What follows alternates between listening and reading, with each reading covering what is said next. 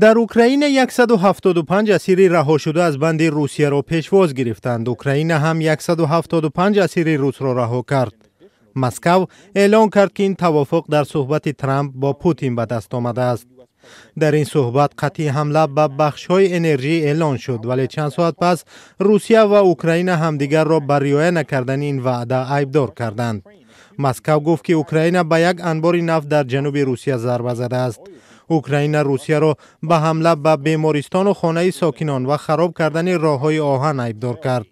اوکراین و روسیه همدیگر را زمان به بی‌عهدی ایبدار کردند که آن روز ترامپ صحبتش با زلنسکی را خیلی خوب نامید. پیش از این صحبت زلنسکی گفت روسیه دیگر چی میگوید، ولی عملا نشان داد که به صلح آماده نیست. او تاکید کرد که امریکا باید همه گونه سازش آتش بس را نظارت کند.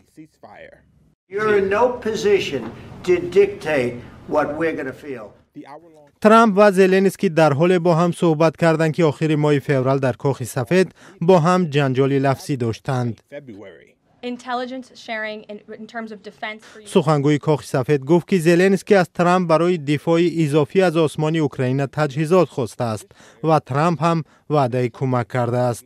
او گفت ترامپ فراتر از سازش درباره استخراج معدن‌ها صحبت کرده است.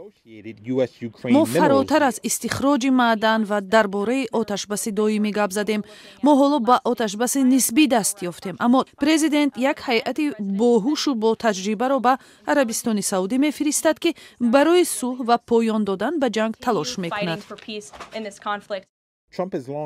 ترامپ بارها وعده داده است که به خونین‌ترین جنگ پس از جنگ دوم جهان در اروپا خاتمه می‌دهد.